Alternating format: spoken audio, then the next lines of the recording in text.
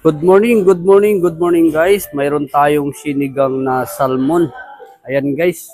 Nung kumulo na yung tubig natin, nagpakulo muna tayo ng tubig. Ayan. Tapos nilagay na po natin yung ating salmon pag tuyo na to, yung ating pag kumulo na po yung ating tubig, sorry. Ayan. Yung pinakuluan. Tapos maglagay na po tayo ng ating mga ingredient. Ayan guys, ito na po yung ating sibuyas.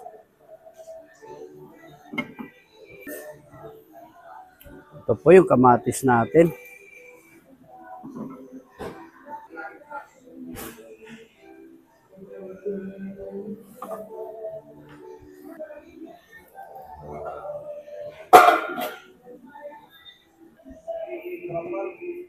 Ayan guys, kulo na po yung ating sinigang. Ito, lagay na po natin yung ating sitaw at yung tangkay ng ating kangkong.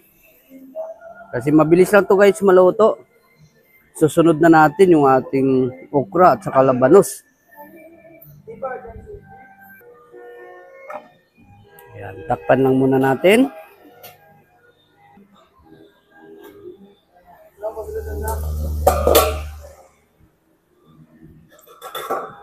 Ayan guys, sunod na natin yung ating labanos.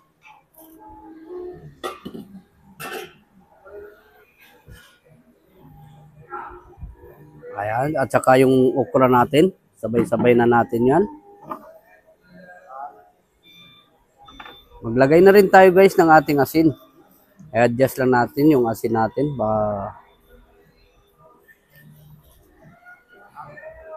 Ayan.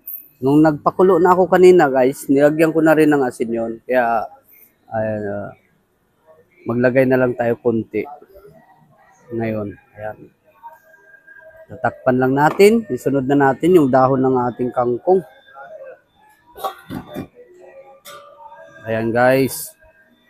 Takip lang muna tayo. Ayan. Ayan guys, nakalimutan ko pala ilagay yung ating yung ating daon chili. Isasabay na rin natin to. Ayan, para mabango.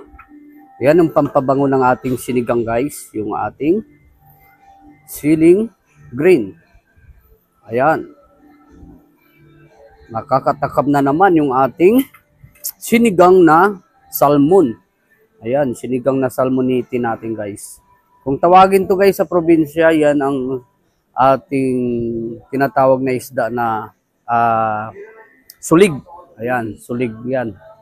Yan ang inuhuli ko dati nung ako pa ay nangingisda. Na mangingisda pa ako. Nasa lugar ng Antique. Ayan. Ngayon, nandito na tayo sa Manila. Ayan. Nagluto-luto na lang tayo. At saka nagtitinda ng ating mga lutong ulam. Dahil nga guys, mayroon tayong overtime today. Ako ang nagluto ngayon sa office. Ayan ang luto natin ngayon. Libre po to ng amo natin. Kaya pag may overtime, ayan, libre po ang pagkain dito sa amin. Eurotic. Ayan, ang pangalan ng company namin, Eurotic Appliances. Quality Style. Ayan, mga quality po yung aming mga appliances guys. Ayan, dito tayo nagtatrabaho. Ayan, sunod na natin iulog guys yung ating dahon ng kangkong. Ayan, tatakpan muna natin. Mga 5 minutes.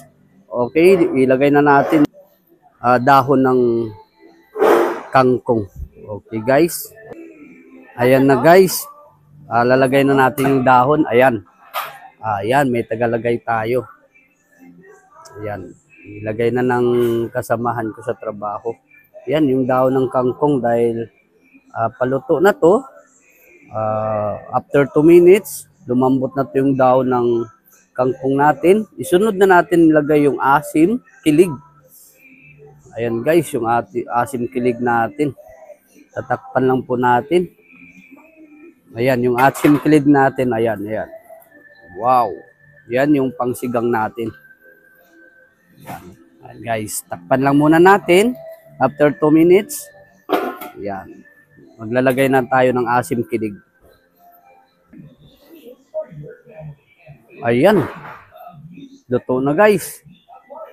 Maglagay na tayo ng ating pampaasim. Ayan, oh, kumukulo na siya. Ito, may 4 na pang paasim tayo. Wow.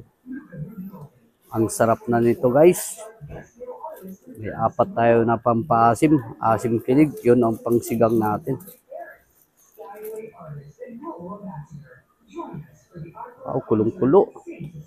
Dahil guys, yung isda, ayan guys, tikman na natin kung luto na yung ating, kung masarap na yung ating sinigang na salmon. Kasi malambot na siya.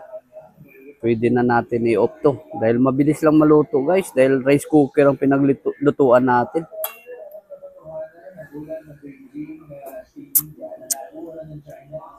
Wow. Sarap na guys. Okay na.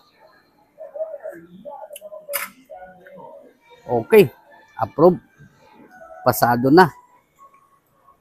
Thank you guys. Huwag natin kalimutan like and share Victor TV.